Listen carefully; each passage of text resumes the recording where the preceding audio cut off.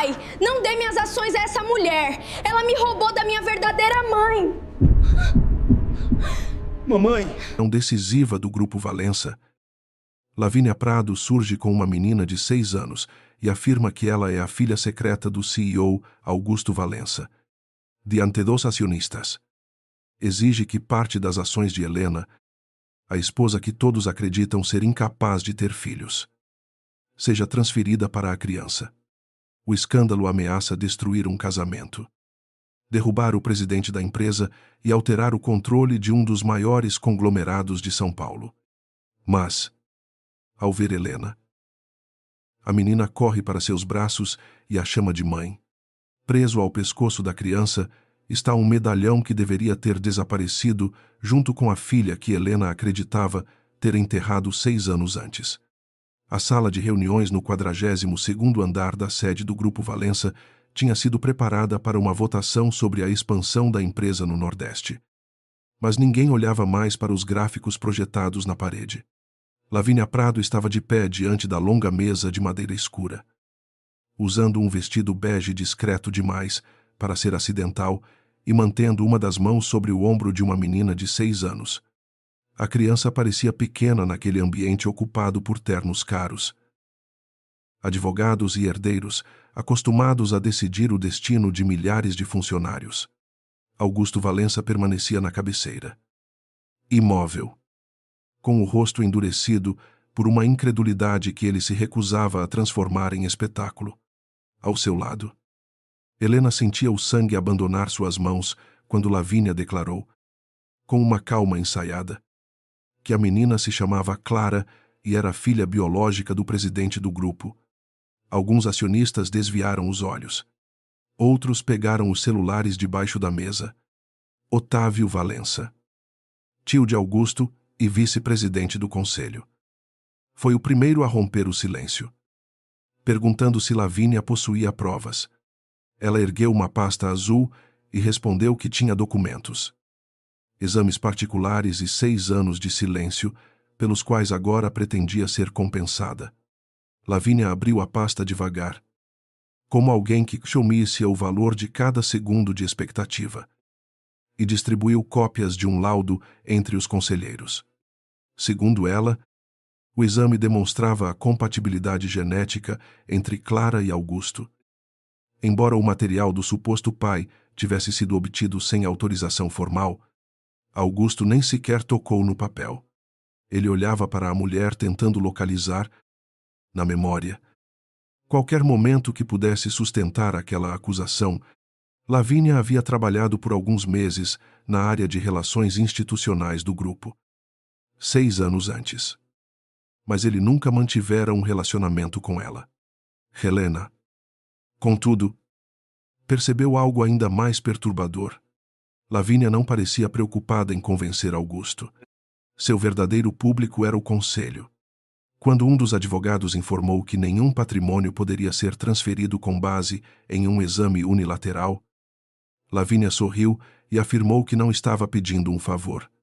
Estava exigindo a proteção da herdeira que Augusto escondera para preservar um casamento de aparência.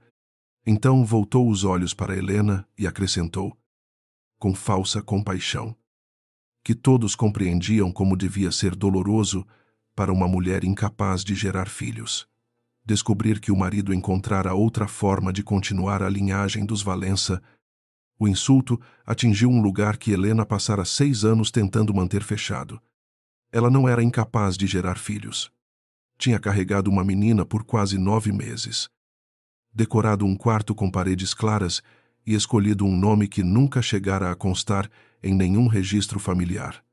Na madrugada do parto, depois de uma hemorragia e horas de sedação, acordara em um quarto sem berço.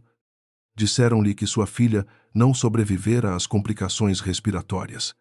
Disseram também que ela estava fraca demais para ver o corpo. Augusto, devastado e pressionado pelos médicos, concordara com uma despedida rápida.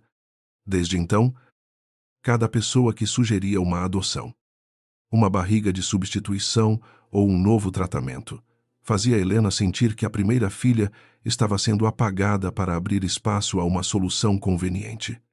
Mesmo assim, ela não deu a Lavínia o prazer de vê-la desmoronar. Endireitou os ombros e perguntou por que uma mãe esperaria 6 anos para reivindicar os direitos da própria filha. Lavínia respondeu que tinha sido ameaçada pela família Valença e que só agora encontrara coragem para enfrentar o homem que tentara comprar seu silêncio. Enquanto dizia isso, apertou o ombro de Clara com força suficiente para a menina encolher o corpo. Augusto percebeu o gesto e sua voz finalmente atravessou a sala.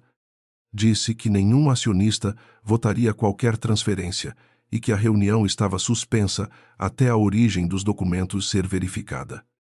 Otávio, porém, inclinou-se para a frente e argumentou que suspender tudo poderia parecer uma tentativa de ocultação. Segundo ele, o grupo tinha obrigações de governança, e a possibilidade de existir uma herdeira direta alterava o equilíbrio das participações familiares. Helena voltou-se para o tio do marido. A pressa de Otávio era inadequada até para alguém conhecido pela frieza. Clara ainda nem havia sido submetida a um exame oficial. Mas ele já falava como se a menina tivesse chegado acompanhada de uma sentença definitiva. Lavínia aproveitou a intervenção e anunciou sua exigência: 15% das ações pessoais de Helena deveriam ser colocadas imediatamente em uma estrutura de proteção patrimonial para Clara. Aquela participação havia sido concedida a Helena pelo pai de Augusto quando ela salvou uma subsidiária da falência. E não por causa do casamento. Lavínia sabia disso. Ao escolher justamente as ações de Helena, deixava claro que não buscava apenas o reconhecimento da criança. Queria expulsar a esposa do centro do poder. Clara continuava calada, observando tudo por baixo de uma franja mal cortada. Helena tentou não olhar para ela, mas foi vencida por uma sensação física. Quase dolorosa, a menina tinha os olhos castanho claros de Augusto.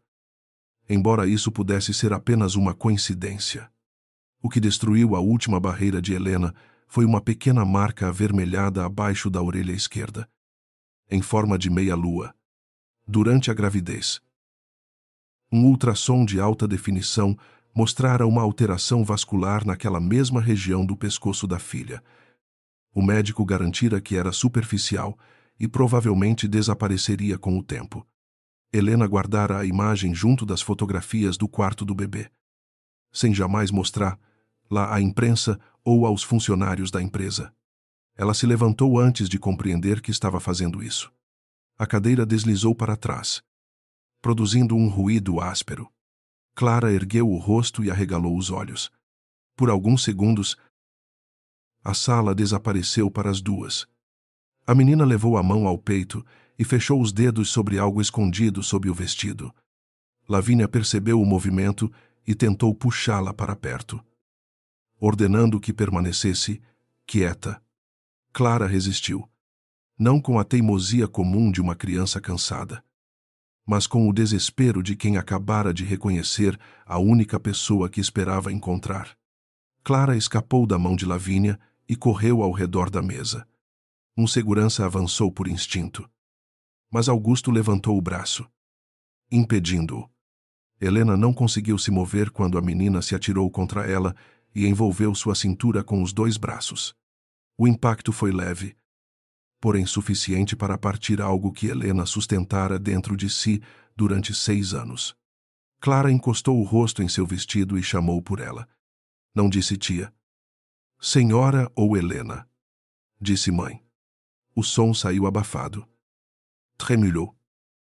Carregado de uma certeza impossível. Helena pousou as mãos sobre os ombros da criança sem coragem de abraçá-la, por completo. Perguntou onde ela aprendera a chamar, lá daquela maneira. Clara levantou o rosto. Mas antes que pudesse responder, Lavínia chegou e tentou afastá-la. A menina se agarrou com mais força a Helena e gritou que não queria voltar. O movimento fez uma corrente fina escapar pela gola de seu vestido. Na ponta havia um medalhão oval de prata, riscado pelo tempo. Helena reconheceu a pequena flor gravada na tampa. Sua mãe lhe dera aquela joia quando ela completara 18 anos. Helena a usara durante toda a gravidez e acreditava tê-la, perdido no hospital na noite do parto.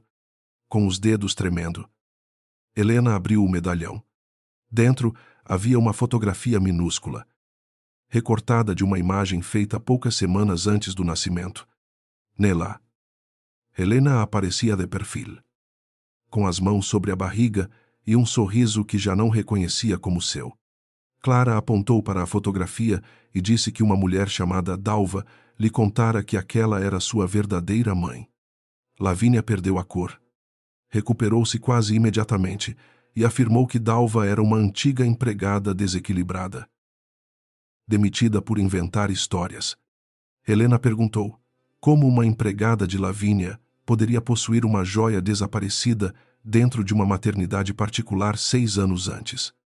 Lavínia respondeu que Helena estava manipulando uma criança assustada.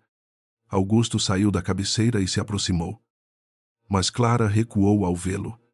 Ela parecia reconhecê-lo das fotografias, embora não demonstrasse a mesma confiança que sentira diante de Helena. Augusto perguntou quem havia entregado o medalhão a Dalva. A menina abriu a boca, mas olhou para Lavínia e se calou. Aquele medo dizia mais do que qualquer declaração. Pela primeira vez, os acionistas não viam apenas uma disputa patrimonial. Viam uma criança presa entre adultos que escondiam partes diferentes da mesma verdade. Otávio propôs que Clara fosse retirada da sala e entregue aos cuidados dos advogados da família até que a situação fosse esclarecida. Helena recusou antes mesmo de Augusto responder. Disse que a menina não seria tratada como uma participação societária, aguardando auditoria. Lavínia acusou-a de tentar sequestrar sua filha diante de testemunhas. Mas Helena se ajoelhou para ficar na altura de Clara e perguntou com quem ela se sentia segura naquele momento. A menina olhou para Lavínia. Havia afeto em seu rosto, o afeto confuso de quem amava a única mãe que conhecera. Também havia medo. Depois, Clara segurou a mão de Helena. A escolha não provava maternidade, crime ou inocência, mas impediu qualquer pessoa na sala de fingir que a vontade da criança não existia. Augusto chamou a diretora jurídica e determinou que uma equipe independente fosse acionada. Ordenou um exame genético oficial envolvendo ele, Helena e Clara. A preservação de todos os registros da maternidade e a suspensão de qualquer alteração acionária. Quando Otávio tentou argumentar que aquilo poderia paralisar o grupo, Augusto respondeu que a empresa sobreviveria a alguns dias de incerteza. Mas sua família talvez não sobrevivesse a outra mentira. Lavínia exigiu sair com Clara, alegando ser sua representante legal. Helena sabia que não podia simplesmente impedir uma mãe registrada de levar a criança. Por mais graves que fossem as suspeitas, a diretora jurídica propôs que todos fossem conduzidos a uma clínica independente, acompanhados por advogados e por uma profissional especializada em atendimento infantil. Lavínia aceitou apenas depois de verificar discretamente o celular. Helena percebeu o gesto e também viu Otávio guardar o próprio aparelho quase no mesmo instante. Clara soltou a mão de Helena quando Lavínia a chamou. Mas antes de se afastar, sussurrou que Dalva mandara dizer que a mulher da fotografia nunca abandonara sua filha. Helena ficou imóvel no centro da sala, cercada por acionistas que já cochichavam sobre sucessão, escândalo e queda no mercado. Para ela, porém, existia apenas uma frase: nunca abandonara sua filha. Isso significava que alguém sabia que a menina havia sobrevivido. Significava que os 6 anos de luto talvez tivessem sido construídos sobre uma falsificação. Augusto tentou tocar seu braço, mas Helena se afastou e perguntou, sem elevar a voz, por que ele não exigira ver o corpo da filha. O silêncio dele foi uma resposta incompleta, mas cruel. Quando as portas se fecharam e a sala ficou restrita aos membros da família e à equipe jurídica, Augusto bloqueou todas as saídas de informação e recolheu os aparelhos usados na videoconferência. Declarou que ninguém deixaria-o andar antes de assinar um termo de confidencialidade emergencial. Helena aproximou-se da janela, olhando São Paulo espalhada abaixo deles. Indiferente ao fato de que sua vida acabara de se partir pela segunda vez, atrás dela. Otávio alegou precisar falar com sua esposa e recebeu permissão para usar o telefone fixo de uma sala anexa.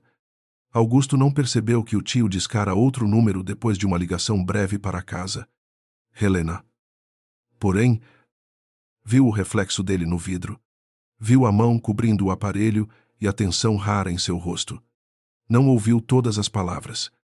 Apenas uma ordem baixa e urgente: recuperem o medalhão antes do exame. Quando Otávio retornou, encontrou Helena ainda de costas e acreditou não ter sido notado. Ela fechou os olhos por um instante. Ao abri-los, já não era apenas uma mulher diante da possibilidade de reencontrar a filha. Era uma sócia do Grupo Valença diante do primeiro homem que parecia saber exatamente por que aquela criança nunca deveria ter chegado à reunião, usando a prova do passado ao redor do pescoço. A clínica escolhida pela diretoria jurídica ficava nos jardins e mantinha uma entrada reservada para casos que exigiam discrição. Mas nem os vidros escuros impediram que 2 fotógrafos se posicionassem do outro lado da rua antes da chegada da família. Alguém já havia vazado parte do escândalo. Augusto entrou primeiro, cercado por advogados, enquanto Lavínia mantinha Clara junto ao corpo e repetia que não permitiria que a menina fosse tratada como prova de um crime. Helena caminhava alguns passos atrás, carregando o medalhão dentro de um envelope transparente entregue pela equipe jurídica. Não tivera coragem de devolvê-lo a Clara. Embora a menina perguntasse por ele com os olhos, uma psicóloga infantil acompanhou a coleta das amostras e explicou cada etapa sem mencionar herança. Adultério ou sequestro. Clara aceitou o cotonete na boca, mas segurou a mão de Helena durante o procedimento. Lavínia observou o gesto com o rosto rígido. Quando chegou a vez dos adultos, Augusto pediu que fossem realizados 2 exames em laboratórios diferentes. Helena concordou. Lavínia protestou que aquilo era uma humilhação desnecessária. Mas o diretor médico respondeu que, diante da disputa, a duplicação protegeria todas as partes. Pela primeira vez desde a reunião, Lavínia pareceu verdadeiramente assustada. Enquanto aguardavam a documentação, Clara foi levada a uma sala com brinquedos, acompanhada pela psicóloga e por uma assistente social. Helena permaneceu diante da porta de vidro, observando a menina desenhar 3 figuras femininas em uma folha. Uma tinha cabelos escuros e vestido vermelho. Outra usava uma roupa azul. A terceira era muito pequena e estava entre as duas. Sem mãos. Augusto aproximou-se e tentou dizer que resolveriam aquilo juntos. Mas Helena perguntou quem havia vazado a presença deles na clínica. Ele não respondeu de imediato. Em vez disso, verificou o celular e informou que as ações do grupo começavam a oscilar após rumores sobre uma disputa sucessória. Helena percebeu que, mesmo diante da possível volta da filha, uma parte dele continuava calculando riscos empresariais. Ela disse que Clara não era uma crise de reputação. Augusto respondeu que sabia disso. Embora precisasse impedir que a empresa fosse usada para pressioná-los, Helena então perguntou por que ele nunca investigara a cremação. A pergunta o atingiu de forma visível. Ele confessou que, naquela noite, um médico lhe dissera que o corpo da bebê estava em condições delicadas e que vê-lo poderia destruir Helena. Otávio reforçara a recomendação e cuidara de toda a burocracia. Augusto acreditara estar protegendo a esposa. Para Helena, porém, ele apenas entregara a despedida da filha a outras mãos. Os resultados preliminares chegaram no fim da tarde, antes do prazo prometido, porque a diretoria da clínica autorizara a prioridade absoluta. O geneticista reuniu os 4 adultos em uma sala reservada e explicou que os dados ainda seriam confirmados pelo segundo laboratório.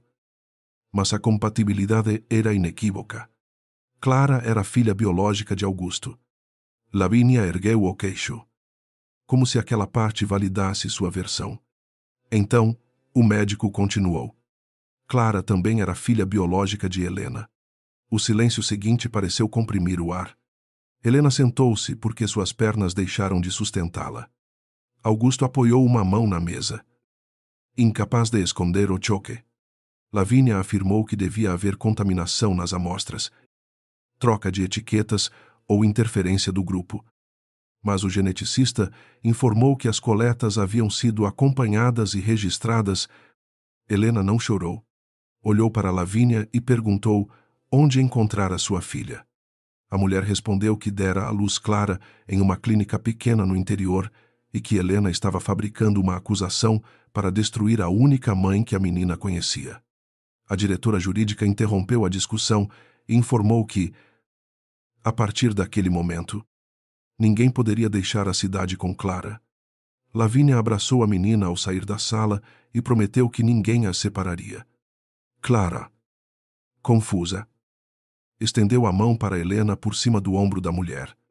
Na manhã seguinte, o segundo laboratório confirmou o resultado. Helena passou a noite inteira relendo a cópia do prontuário de seu parto. Guardada havia 6 anos em uma caixa que nunca conseguira abrir sem sentir falta de ar. O documento registrava que a bebê nascera viva às 2h17 e morrera às 3h04.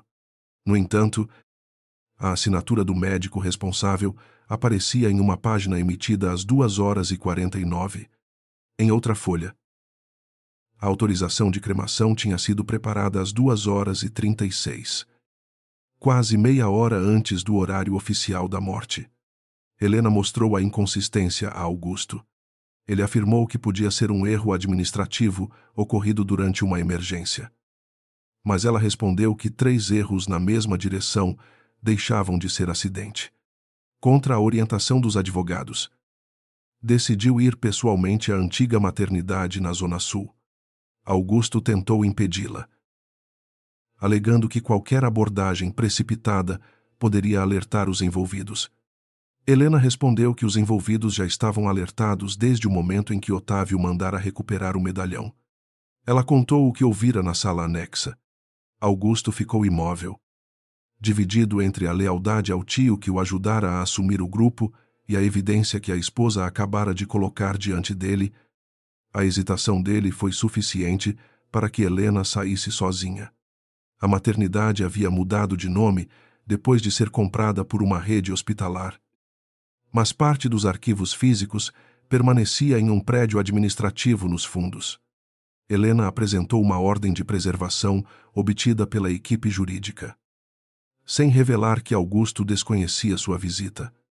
A responsável pelos arquivos tentou limitar o acesso, afirmando que alguns documentos haviam sido digitalizados de forma incompleta durante a transição. Helena pediu o livro de ocorrências da madrugada de seu parto. As páginas correspondentes estavam arrancadas. Solicitou então os registros de entrada e saída da garagem. O sistema mostrava que um veículo vinculado ao Instituto Valença entrara às 2h58 e saíra 20 minutos depois. O Instituto era uma fundação beneficente presidida por Otávio naquela época. Helena sentiu o corpo gelar ao imaginar a filha recém-nascida atravessando aquela garagem enquanto ela permanecia sedada em um quarto. Uma funcionária mais velha, chamada Neide, reconheceu o sobrenome Valença e tentou se afastar. Helena a alcançou no corredor e perguntou se ela trabalhava ali 6 anos antes. Neide respondeu que era auxiliar de enfermagem, mas não estava de plantão naquela noite. Ao ouvir o nome Dalva, contudo, apertou os lábios. Depois de verificar se ninguém as observava, disse que Dalva Ribeiro fora afastada poucos dias após o parto de Helena e nunca mais voltara para buscar seus pertences. Neide revelou que Dalva era uma técnica de enfermagem experiente, conhecida por anotar tudo em pequenos cadernos. Na semana anterior ao afastamento, Ela comentara que uma criança viva havia saído do hospital sem registro de alta. Ninguém acreditou ou quis acreditar. A direção alegou que Dalva estava emocionalmente instável porque enfrentava dívidas e uma separação difícil. Pouco tempo depois, suas dívidas foram quitadas e ela desapareceu do bairro onde morava. Helena pediu um endereço antigo, mas Neide hesitou, temendo perder o emprego. Quando Helena mencionou o medalhão, a mulher empalideceu. Disse ter visto aquela joia no pescoço de Helena durante a internação, na manhã seguinte ao parto. Dalva perguntou se a família havia reclamado o desaparecimento de algum objeto pessoal. Antes que Neide pudesse responder, um administrador surgiu no corredor e exigiu que Helena deixasse o setor. Ele afirmou que todos os documentos adicionais seriam entregues apenas aos advogados. Helena guardou o endereço rabiscado que Neide conseguira colocar em sua mão e saiu pela porta lateral. Do outro lado da rua, um homem dentro de um carro preto levantou o celular ao vê-la. Helena não reconheceu seu rosto, mas identificou no para-brisa o adesivo de estacionamento usado pelos executivos do Grupo Valença. Ao voltar para casa, encontrou Clara na sala acompanhada pela psicóloga, por Lavínia e por 2 representantes do Conselho de Proteção Infantil. Uma medida provisória havia determinado que a menina permanecesse em território neutro até a avaliação das condições familiares. Como a residência dos Valença possuía espaço independente e segurança, Lavínia fora autorizada a ficar ali temporariamente com a filha. Helena compreendeu de imediato que Otávio apoiara aquela solução para manter todos sob o mesmo teto e controlar a circulação de informações. Clara correu até ela, mas parou no meio do caminho ao perceber a expressão de Lavínia. Helena não forçou a aproximação. Sentou-se no tapete e perguntou sobre o desenho da clínica. Clara explicou que a mulher de vermelho era Lavínia. A de azul era Helena e a menina sem mãos era ela mesma.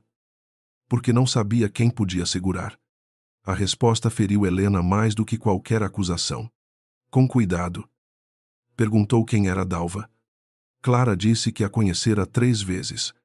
Na última visita, Dalva lhe dera o medalhão e afirmara que, quando encontrasse a mulher da fotografia, deveria perguntar por que todos haviam mentido. Lavínia interrompeu, alegando que Dalva perseguia a família e colocava ideias perigosas na cabeça da criança. Clara olhou para ela e perguntou por quê. Então, Lavínia queimara a carta que Dalva deixara junto com a joia.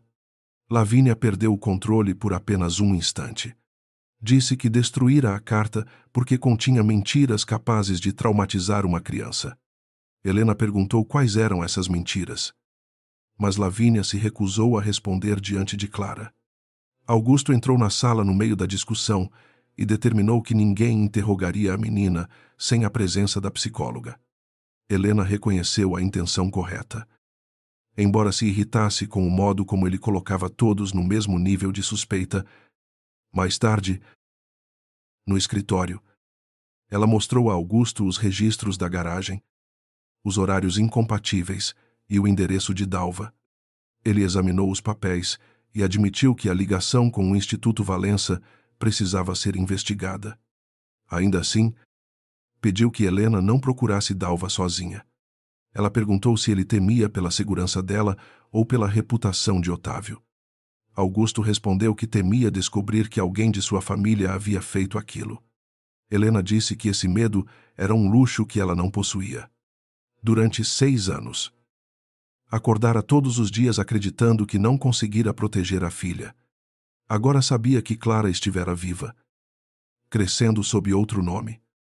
Enquanto homens poderosos tratavam sua existência como parte de uma estratégia. Augusto tentou abraçá-la, mas Helena se afastou.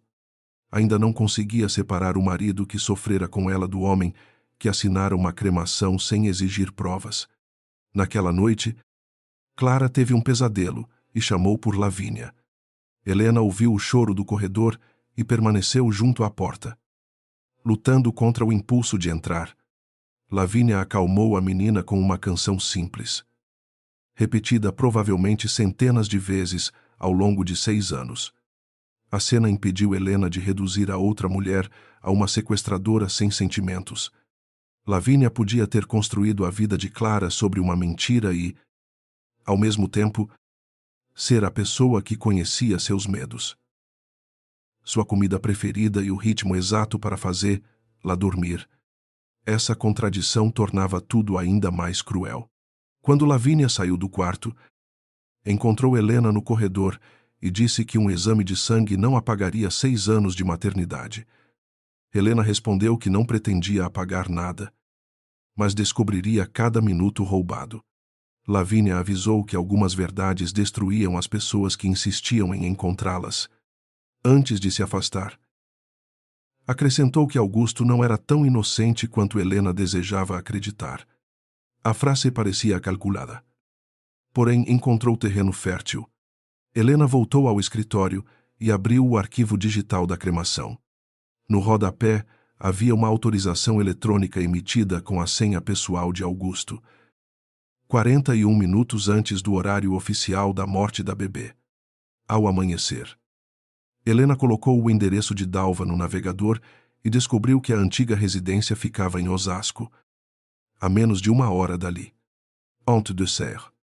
Recebeu uma mensagem de número desconhecido. Havia apenas uma fotografia. Nela, Dalva aparecia diante de uma padaria, segurando um jornal daquele mesmo dia. Abaixo da imagem, uma frase advertia que, caso Helena quisesse ouvir a verdade sobre a noite do parto, deveria ir sozinha e não informar Augusto. Helena ampliou a fotografia e viu, refletido no vidro da padaria, o mesmo carro preto que a seguira na maternidade. Guardou o celular, pegou o medalhão e desceu, sem chamar o motorista da família. No andar superior. Otávio observou o veículo de Helena deixar a propriedade e fez uma ligação curta. Ao mesmo tempo, Augusto entrou no escritório vazio e encontrou sobre a mesa a cópia da autorização de cremação marcada por Helena. Pela primeira vez, percebeu que a assinatura não era o único problema. A senha usada naquele documento havia sido alterada por ordem de Otávio 2 dias antes do parto, sob a justificativa de uma atualização de segurança. Enquanto Augusto compreendia que alguém talvez tivesse agido em seu nome, Helena seguia em direção ao único endereço capaz de revelar quem carregara sua filha viva para fora do hospital. A padaria indicada na mensagem ficava em uma avenida movimentada de Osasco, espremida entre uma farmácia e uma loja de celulares. Helena estacionou 2 quadras antes e caminhou sob o sol da manhã, mantendo o medalhão fechado na palma da mão. Dalva estava sentada no fundo do salão, diante de uma xícara de café que já devia ter esfriado. Era uma mulher de pouco mais de 50 anos, com cabelos presos sem cuidado e olheiras profundas. Quando viu Helena, não demonstrou surpresa. Apenas pediu que ela se sentasse e colocou sobre a mesa um pequeno caderno de capa verde. Helena reconheceu imediatamente o tipo de anotação descrito por Neide. Antes que pudesse tocá-lo, Dalva cobriu o caderno com a mão e perguntou se Augusto sabia daquele encontro. Helena respondeu que não. A antiga técnica soltou o ar devagar, como se aquela fosse a única resposta que lhe permitia continuar. Então disse que a filha de Helena nascera viva. Respirara sozinha depois de alguns minutos e fora considerada estável. Não existira morte naquela madrugada. Existira uma ordem. Dalva não soubera de onde ela vinha, mas vira um médico alterar o prontuário e entregar a recém-nascida a uma mulher vestida com o uniforme do Instituto Valença. A criança saíra pela garagem envolta em uma manta branca, sem pulseira de identificação e sem registro de alta. Helena sentiu o café subir amargo pela garganta. Perguntou quem levara a bebê, quem assinara a ordem e por que Dalva permanecera calada durante 6 anos. A mulher respondeu que tinha uma filha adolescente naquela época, dívidas com agiotas e um ex-marido disposto a pedir sua prisão por fraude financeira. Alguém descobrira tudo. Na manhã seguinte ao parto, Otávio Valença aparecera pessoalmente em uma sala administrativa e lhe oferecera uma escolha: aceitar dinheiro, deixar o hospital e nunca mais falar sobre o caso, ou perder a filha, o emprego e a liberdade. Dalva afirmou que não vira o rosto da pessoa que recebeu a recém-nascida, mas ouvira um nome quando a mulher conversou com o motorista: Lavínia. Helena apertou o medalhão com tanta força que a borda feriu sua pele. Dalva explicou que anos depois reconhecera Lavínia em uma reportagem sobre o Grupo Valença e começara a segui-la. Descobrira Clara. Percebeu a idade da menina e encontrou uma marca abaixo de sua orelha. A certeza a consumira. Aproximou-se da criança, fingindo ser amiga de uma vizinha, e lhe entregou o medalhão que guardara desde o hospital. A joia caíra no chão durante a transferência da bebê. Dalva a recolhera porque temia que alguém percebesse que ela havia presenciado tudo. O caderno continha horários, nomes de plantonistas, a placa parcial do veículo do Instituto Valença e uma anotação feita às 3h12 daquela madrugada: bebê retirada viva. Ordem da diretoria. Helena fotografou as páginas com o celular. Mas Dalva não permitiu que levasse o original. Disse que ainda possuía um arquivo mais importante, guardado em outro lugar, com uma cópia do relatório interno que fora apagado do sistema. Antes de revelar onde estava, olhou para a entrada da padaria e empalideceu. O carro preto estacionara do outro lado da avenida. Dalva se levantou depressa, derrubando a xícara. Helena tentou segurá-la, mas a mulher afirmou que não poderia ser vista ali.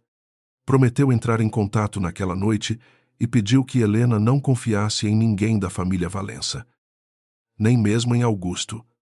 Então saiu pela porta dos fundos levando o caderno. Helena correu atrás dela. Atravessou a cozinha e alcançou o beco. Mas Dalva já havia desaparecido. Havia apenas uma motocicleta afastando-se no fim da rua e um envelope pardo caído junto a uma lixeira. Dentro dele, Helena encontrou uma fotografia antiga da garagem da maternidade. Um homem aparecia ao lado do carro do instituto. A imagem estava desfocada, mas o anel de ouro em sua mão era idêntico ao que Otávio usava desde que assumira a vice-presidência. Quando Helena voltou para a residência dos Valença, encontrou Augusto no escritório com 2 especialistas em segurança digital. Ele já descobrira que a mensagem recebida por ela fora enviada de um número descartável e que o carro preto pertencia a uma empresa terceirizada contratada pelo Instituto Valença. Helena contou tudo, inclusive a confissão de Dalva e as fotografias do caderno. Augusto ouviu em silêncio, com a mandíbula contraída, até ela mencionar o encontro de Otávio com a técnica.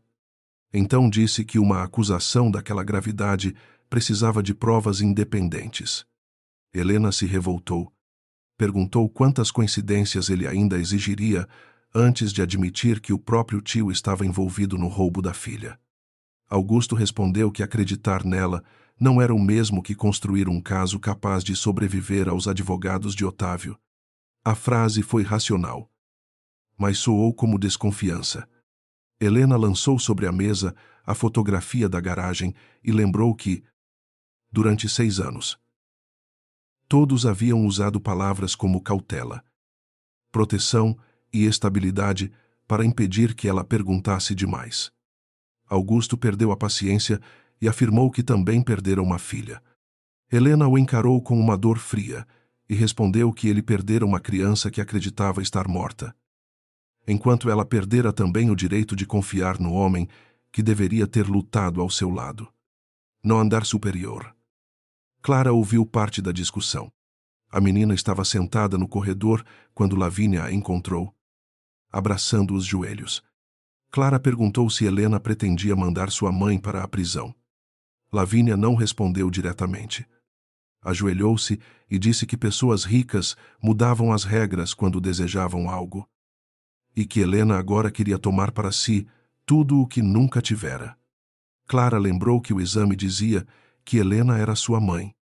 Lavínia segurou seu rosto entre as mãos e afirmou que sangue não ensinava uma criança a andar. Não cuidava de febres e não ficava acordado durante tempestades. Cada palavra continha uma verdade usada para proteger uma mentira maior. Clara começou a chorar e perguntou por que Lavínia queimara a carta de Dalva. A mulher hesitou. Depois disse que a carta era perigosa e que Dalva queria destruí-las.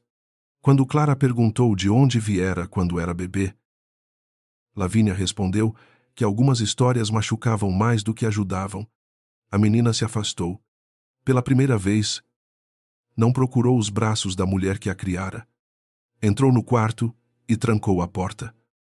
Enquanto Lavínia permanecia do lado de fora, percebendo que a obediência construída ao longo de 6 anos começava a se desfazer. Naquela tarde, Helena recebeu uma ligação de Dalva. A voz da técnica estava baixa e entrecortada por ruídos de trânsito. Ela disse que possuía uma gravação feita no hospital, na qual Otávio discutia com um médico sobre a retirada da criança. Para entregar o arquivo, exigia proteção para si e para a filha, que agora morava em Campinas. Helena prometeu providenciar tudo e ofereceu dinheiro para que Dalva deixasse o estado até prestar depoimento. A mulher recusou no início, mas Helena insistiu, explicando que pagaria hospedagem, transporte e assistência jurídica. Nenhuma das duas sabia que a ligação estava sendo gravada por um aplicativo instalado no telefone de Dalva. Horas depois, a conversa apareceu em um portal de notícias, cortada de forma a eliminar qualquer menção a ameaças ou proteção. Restaram apenas a voz de Helena oferecendo dinheiro e a de Dalva dizendo possuir informações capazes de destruir Otávio Valença. A manchete acusava a esposa do CEO de comprar uma falsa testemunha para sustentar uma versão de sequestro. Em menos de 20 minutos, o áudio circulava em programas de televisão, grupos de investidores e celulares de funcionários.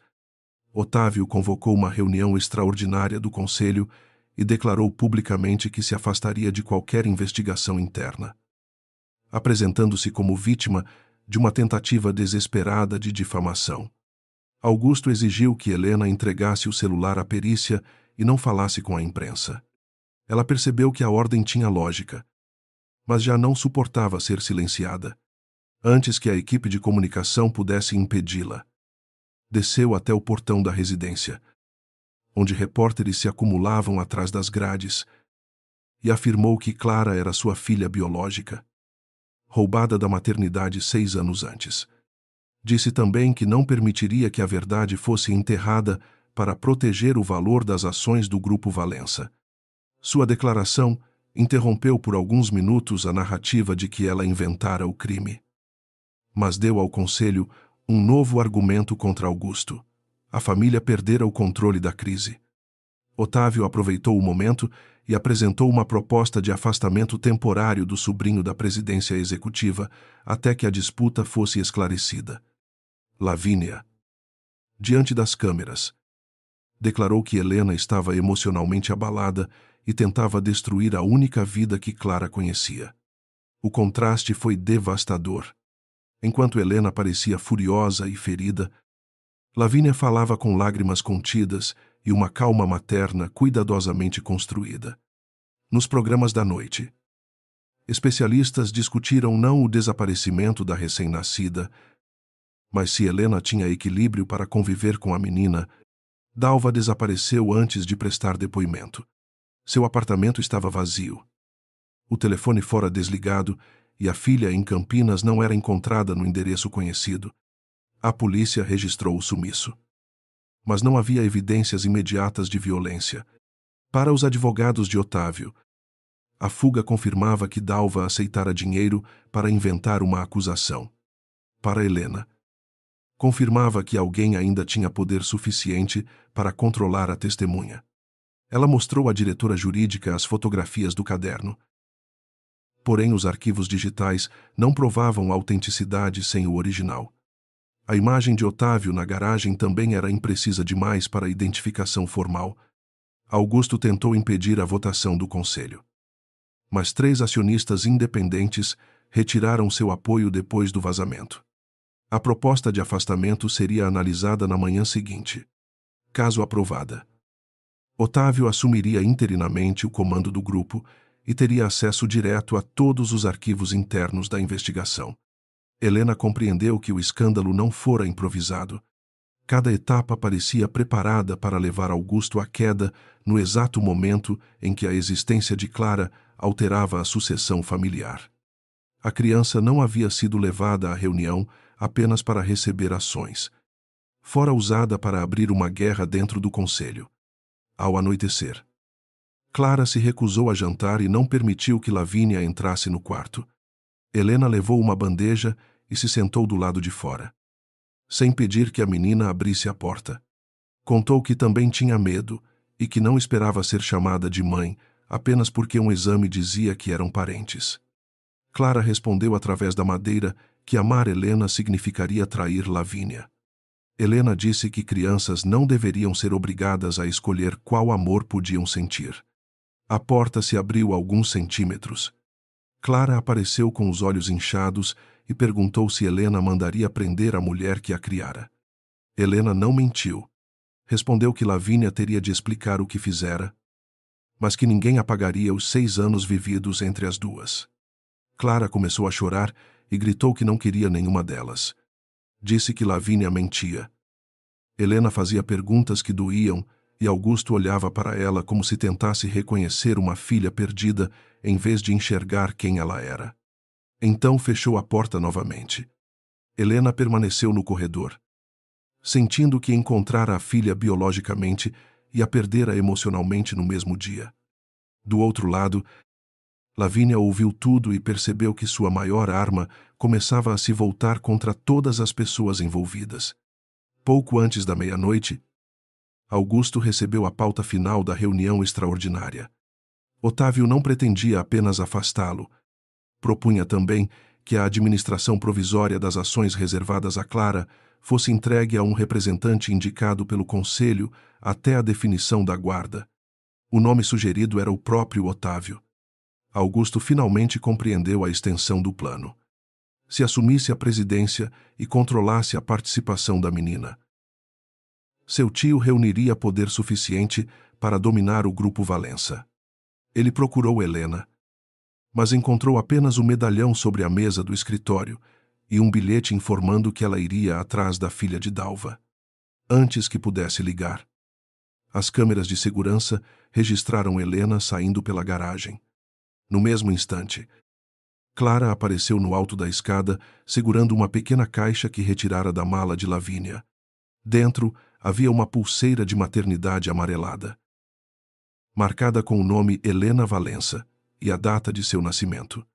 Lavínia surgiu atrás da menina e ficou imóvel. Clara ergueu a pulseira. Olhou para Augusto e perguntou por que sua mãe guardara durante 6 anos uma prova pertencente ao bebê de outra mulher. Clara mantinha a pulseira de maternidade entre os dedos, como se segurasse uma pergunta pesada demais para uma criança. O plástico amarelado trazia o nome de Helena Valença, a data do parto e um número de identificação quase apagado. Lavínia ficou parada no alto da escada, incapaz de inventar uma explicação rápida. Augusto subiu os primeiros degraus devagar e pediu que Clara lhe entregasse o objeto. A menina recuou, apertando-o contra o peito. Queria saber por que Lavínia guardara aquilo dentro de uma caixa trancada, junto de fotografias antigas e recibos com o nome de Otávio. Lavínia afirmou que encontrara a pulseira anos antes, entre pertences deixados por Dalva. Mas Clara respondeu que a caixa existia desde quando moravam em um apartamento pequeno na Vila Mariana, muito antes de Dalva aparecer. A precisão da lembrança desarmou a mentira. Augusto chamou a psicóloga e pediu que acompanhasse Clara até o quarto. Mas a menina se recusou a sair sem resposta. Lavínia então perdeu a calma e disse que tudo o que fizera fora para protegê-la de uma família que transformava filhos em porcentagens. Clara chorou, perguntando se também fora protegida quando a levaram de outra mãe. Lavínia tentou tocá-la, mas a menina desceu correndo e se escondeu atrás de Augusto. Não por confiança, mas porque naquele instante ele era o único adulto que não tentava reivindicá-la. Augusto fotografou a pulseira. Colocou-a em um envelope e ordenou que a segurança impedisse Lavínia de deixar a propriedade até a chegada dos representantes legais. Ela riu com amargura e perguntou se ele pretendia aprisionar a mãe que criara sua filha. Augusto respondeu que não sabia mais qual palavra usar para descrevê-la. Mas sabia que aquela pulseira podia provar que Clara saíra da maternidade com alguém ligado a ela. Lavínia se defendeu dizendo que também fora manipulada. Otávio lhe prometera justiça contra os Valença e afirmara que a criança havia sido abandonada por uma família interessada apenas em ocultar um escândalo médico. Augusto percebeu a escolha cuidadosa das palavras. Ela ainda não confessava ter participado do roubo. Apenas tentava se colocar como vítima de uma mentira maior. Antes que pudesse interrogá-la, recebeu a notícia de que Helena não chegara a Campinas. O carro dela fora encontrado próximo a uma rodoviária, trancado e sem sinais de luta. O celular permanecia desligado. Augusto sentiu o medo atravessar a raiva. Lavínia observou sua reação e disse que, caso Helena estivesse procurando a filha de Dalva. Otávio já sabia. Ele monitorava os telefones da fundação, os veículos da empresa e até os seguranças da residência. Augusto perguntou por que ela revelava aquilo agora. Lavínia olhou para Clara e respondeu que acabara de entender que Otávio nunca planejara deixar nenhuma das duas sair vencedora. Helena, porém, não estava desaparecida. Ao perceber que era seguida, abandonara o carro próximo à rodoviária. Trocara de casaco em uma loja e pegara um táxi até uma pousada simples nos arredores de Campinas. A filha de Dalva, Renata, esperava por ela em um quarto dos fundos, acompanhada por uma advogada indicada secretamente por Neide. Renata tinha 24 anos e carregava a exaustão de quem passara anos tentando compreender o medo da própria mãe. Contou que Dalva aparecera na noite anterior. Deixara uma mochila e pedira que ela viajasse imediatamente. Depois, desaparecera com 2 homens que afirmavam trabalhar para a segurança do Instituto Valença. Dalva não parecia ter sido levada à força, mas estava apavorada. Dentro da mochila havia cópias de extratos bancários, o antigo caderno verde e um pendrive protegido por senha. Renata conhecia a combinação. Era a data de nascimento de Clara. Quando Helena abriu os arquivos, encontrou o relatório interno da maternidade, fotografias da garagem e uma gravação de áudio feita naquela madrugada. A voz de Otávio estava abafada, mas reconhecível. Ele ordenava a um médico que registrasse a morte da bebê, retirasse a pulseira e entregasse a criança ao veículo do instituto. Em seguida, uma mulher perguntava o que aconteceria se a mãe acordasse antes. Otávio respondia que Augusto cuidaria para que Helena acreditasse na versão oficial. A frase não provava a participação do marido, mas revelava como o tio usara a confiança de todos para fabricar a aparência de consentimento. Os extratos mostravam algo ainda maior. Durante 6 anos, uma empresa de consultoria sem funcionários recebera pagamentos mensais do Instituto Valença. O dinheiro saía em seguida para 2 contas. Uma pertencia a Dalva, usada para quitar dívidas e financiar mudanças de endereço. A outra estava ligada a Lavínia por meio de uma sociedade aberta em nome de sua prima. Poucos dias antes da reunião de acionistas, Otávio transferira uma quantia elevada para essa empresa e registrara a despesa como preparação de um projeto social. Helena compreendeu o desenho completo. Lavínia não esperara 6 anos apenas para exigir uma herança. Fora mantida financeiramente por Otávio até Clara atingir idade suficiente para ser apresentada ao conselho como uma pessoa com vontade. Rosto e história. Uma bebê desaparecida geraria investigação. Uma criança criada por outra mulher poderia ser transformada em disputa familiar. Helena copiou os arquivos para 3 serviços diferentes e enviou parte deles à diretora jurídica. Depois ligou para Augusto. Ele atendeu antes do primeiro toque terminar. A voz de Helena permaneceu firme enquanto explicava onde estava e o que encontrara. Augusto pediu que ela voltasse com escolta. Helena respondeu que só retornaria quando Renata estivesse protegida e os dados fossem entregues a autoridades independentes. Então, ele disse algo que nunca dissera durante os anos de casamento. Não tentaria mais decidir por ela. Faria o que fosse necessário para que pudesse agir sem depender da permissão de nenhum Valença. Na reunião extraordinária do conselho, marcada para aquela tarde, Augusto surpreendeu Otávio ao não tentar defender o próprio cargo. Diante dos acionistas, declarou que se afastaria voluntariamente da presidência executiva até o fim da investigação, mas não entregaria o controle interino ao vice-presidente. Em seguida, apresentou uma procuração irrevogável e temporária pela qual transferia a Helena o direito de representar todas as suas ações pessoais, somadas às participações que ela já possuía. Helena passava a controlar o maior bloco de votos da família. Otávio protestou que a decisão era emocional e colocava o grupo nas mãos de uma mulher investigada por compra de testemunhas. Augusto respondeu que Helena era a única pessoa naquela sala que perdera uma filha. Recuperara uma prova e, ainda assim, não tentara converter Clara em patrimônio. Enquanto falava, a diretora jurídica projetou os extratos do Instituto Valença e explicou que pagamentos ocultos ligavam a Fundação Adalva e Lavínia. Otávio acusou a equipe de violar registros internos, mas o conselho já começava a mudar de posição. A votação para afastar Augusto foi substituída por uma moção de suspensão preventiva de Otávio. Pela primeira vez, o homem que controlara o medo dos outros percebeu que perdera o domínio sobre o tempo. Lavínia foi conduzida à sede por seus advogados e assistiu à apresentação dos extratos em uma sala separada. Ao ver o valor transferido poucos dias antes da reunião, entendeu por que Otávio insistira em colocar as ações de Clara sob a administração do conselho. Ele nunca planejara permitir que ela controlasse a herança.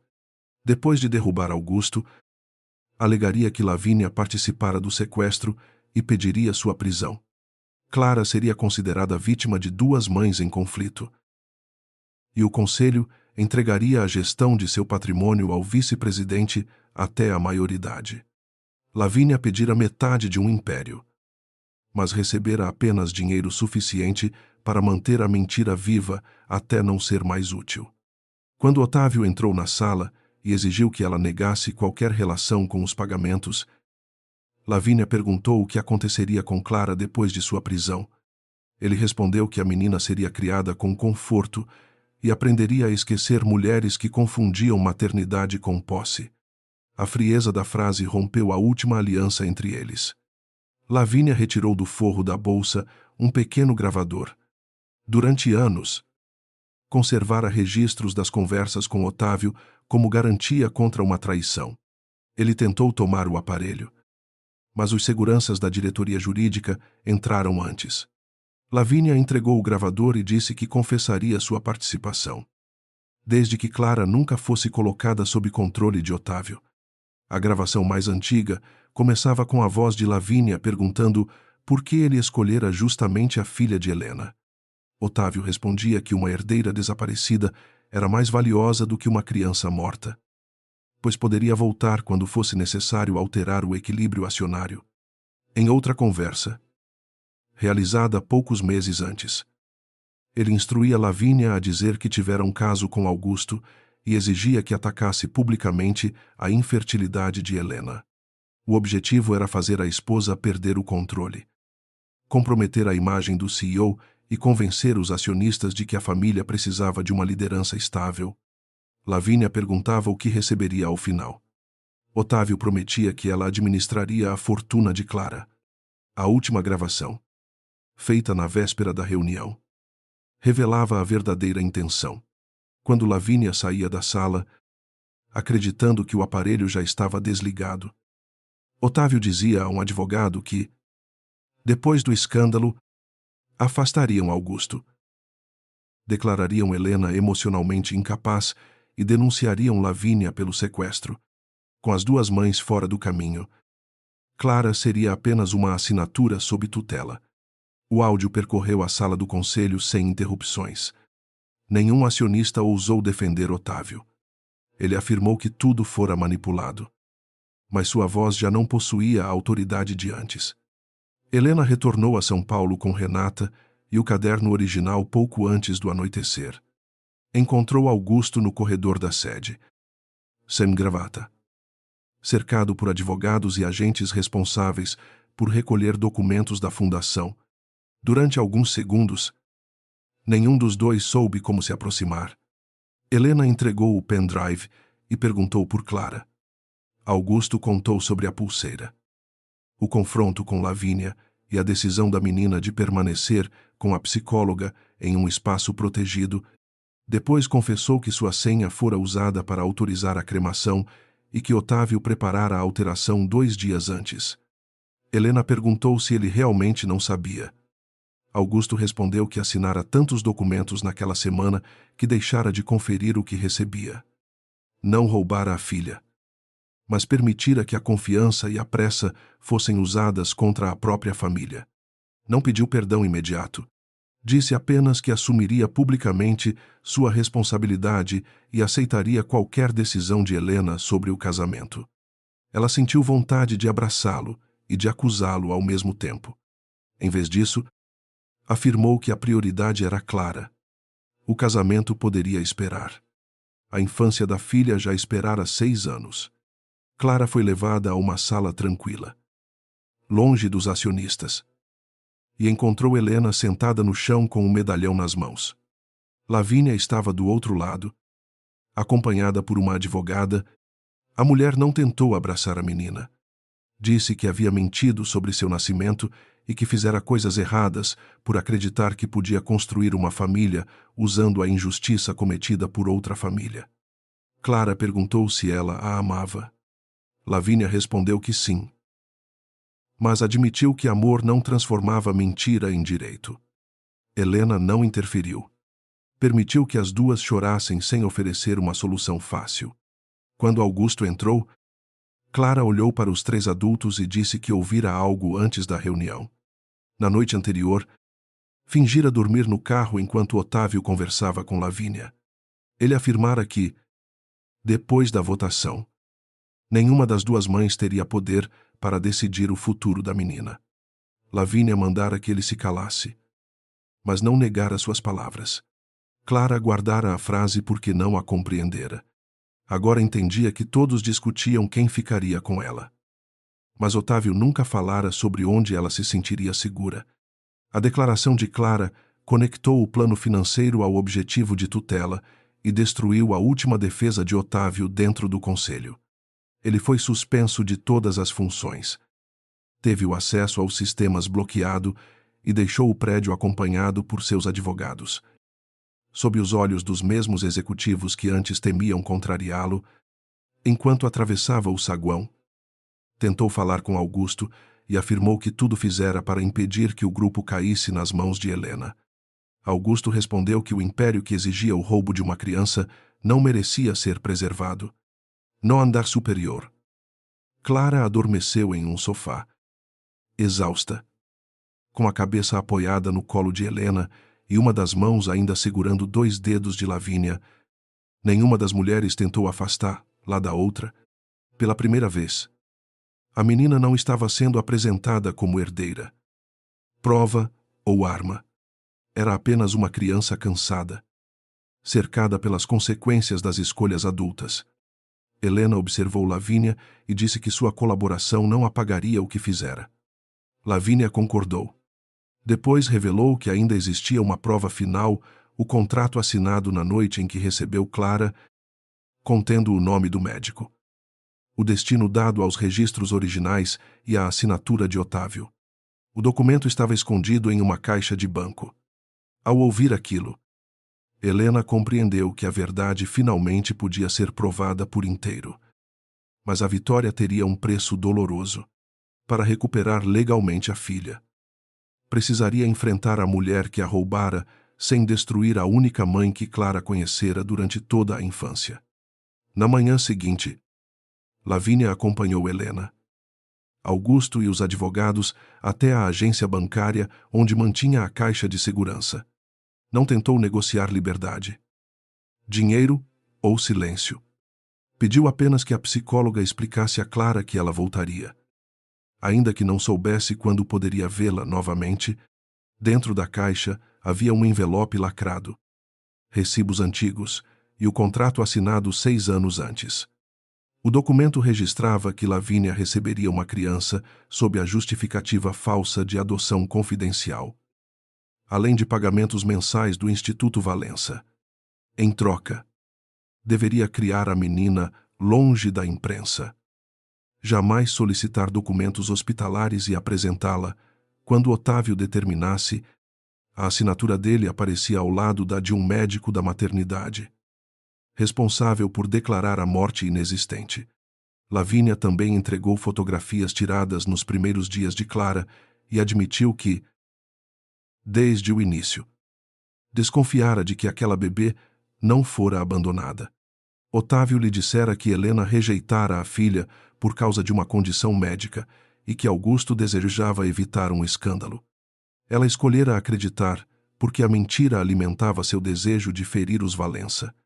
Anos depois, quando descobriu parte da verdade, já amava Clara e temia perdê-la. Em vez de confessar, aceitou continuar o plano. O médico foi localizado e decidiu colaborar depois de confrontado com o contrato, os registros financeiros e a gravação de Dalva. Admitiu que alterara o prontuário, retirara a pulseira da recém-nascida e sedara Helena por mais tempo para impedir que ela despertasse antes da transferência. Não alegou ter agido por compaixão. Disse que recebera dinheiro e acreditara que a influência de Otávio o protegeria para sempre. O depoimento permitiu esclarecer a sequência completa daquela madrugada. Clara nascera com dificuldade respiratória leve, respondera ao tratamento e permanecera estável. Enquanto Helena era atendida por causa da hemorragia, Otávio usara a senha de Augusto para autorizar uma cremação sem corpo identificado. Uma pequena urna fora entregue à família dias depois, contendo material hospitalar sem relação com a criança.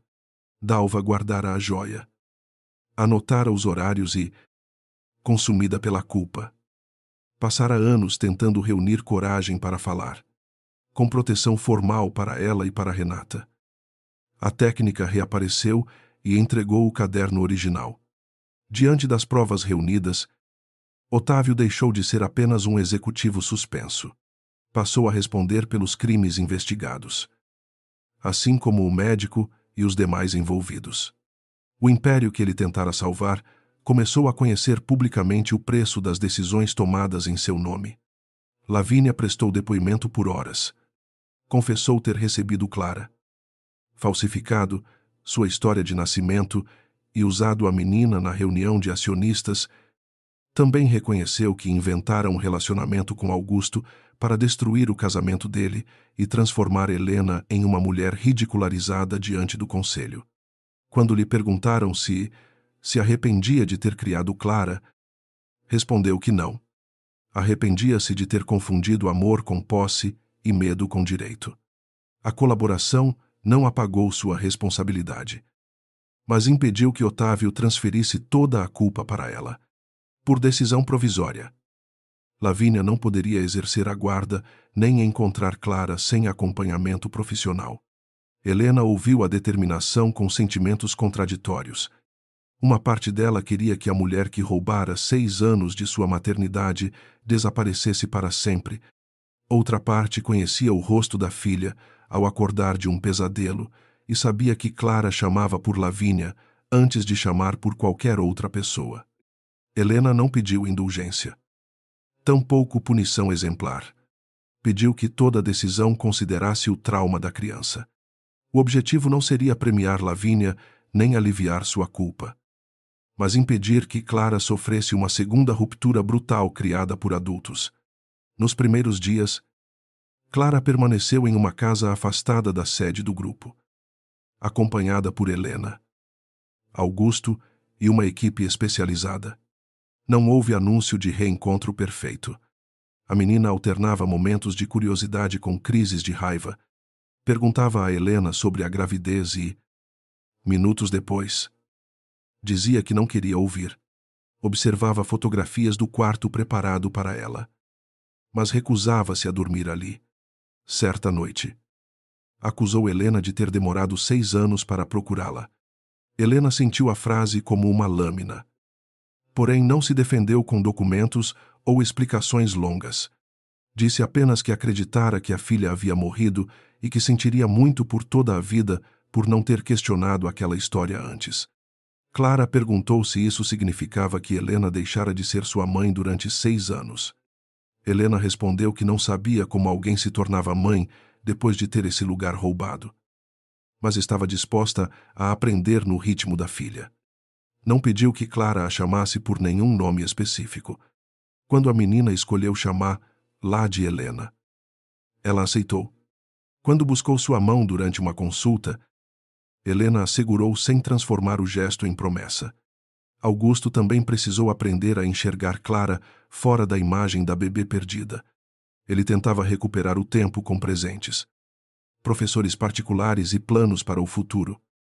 Até que a menina perguntou se ele sabia qual sabor de sorvete ela preferia. Augusto não sabia. Percebeu então que podia garantir segurança sem conhecer a filha. Passou a acompanhá-la em tarefas simples, como escolher pão na padaria, levar um livro de volta à escola e cuidar de uma planta que Clara insistia em regar demais. Contou que falhara ao confiar em pessoas poderosas e não conferir o que assinava. Não pediu que ela o absolvesse. Disse que ser pai significaria assumir as consequências antes de reivindicar afeto. Com Helena, a distância permaneceu. Os dois compartilhavam decisões sobre Clara, mas ainda carregavam a ferida do silêncio que sustentara a fraude. Augusto entregou à esposa todos os documentos relativos à noite do parto e reconheceu publicamente que sua negligência permitira o uso criminoso de sua autoridade. Helena não o perdoou de uma vez. Também não encerrou o casamento no calor da dor. Exigiu verdade, terapia e tempo. Condições menos românticas do que uma promessa, porém mais honestas. No grupo Valença, a queda de Otávio provocou uma revisão completa da estrutura de poder. Augusto renunciou ao retorno imediato à presidência e apoiou a escolha de uma executiva independente para conduzir a empresa durante a investigação. Helena manteve a representação das ações do casal enquanto liderava a criação de regras que impediam familiares de controlar sozinhos fundações, documentos sensíveis ou decisões relacionadas à sucessão. As ações destinadas a Clara foram colocadas em um fundo independente, administrado por profissionais sem vínculo familiar e submetido à fiscalização externa. Nem Helena, nem Augusto, nem Lavínia poderiam usar aquele patrimônio para decidir a vida da menina, diante dos acionistas. Helena declarou que Clara não era a solução para uma disputa sucessória, mas uma criança cuja identidade fora destruída para servir a interesses empresariais. O grupo financiaria a reparação das vítimas envolvidas no esquema hospitalar, mas não usaria doações ou publicidade para esconder responsabilidades. A fala não impediu perdas financeiras nem críticas públicas. Contudo, pela primeira vez, a família Valença aceitou que preservar a empresa não significava preservar a aparência de inocência. O primeiro encontro supervisionado entre Clara e Lavínia aconteceu 3 semanas depois. Helena levou a menina até uma sala clara, com brinquedos e janelas voltadas para um jardim. Antes de entrar, Clara perguntou se gostar de Lavínia machucaria Helena. A resposta veio sem hesitação. Helena disse que sentiria dor por muitas coisas, mas nunca culparia a filha por amar a mulher que estivera ao seu lado durante 6 anos. Lavínia esperava sentada, sem maquiagem e sem a segurança elegante que exibira na reunião de acionistas. Quando Clara apareceu, ela não abriu os braços. Pediu permissão para se aproximar. A menina ficou parada por alguns segundos e depois se sentou diante dela. Perguntou por que fora roubada. Lavínia respondeu que, no início, recebeu uma bebê acreditando na história que desejava ouvir. Mais tarde descobriu que Helena nunca a abandonara. Mas teve medo de perder tudo e continuou mentindo. Clara perguntou se fora amada ou apenas usada. Lavínia chorou e disse que as duas coisas haviam existido e que essa era a parte mais vergonhosa de sua culpa. Clara não a abraçou. Também não saiu da sala. Pela primeira vez, nenhuma das duas precisou fingir que o amor anulava o dano. Meses depois, Otávio já não possuía cargo, influência ou acesso ao patrimônio da família. Os processos ainda seguiriam seus caminhos. Mas sua derrota mais profunda ocorrera antes de qualquer decisão definitiva. Ninguém dependia mais do silêncio que ele controlava.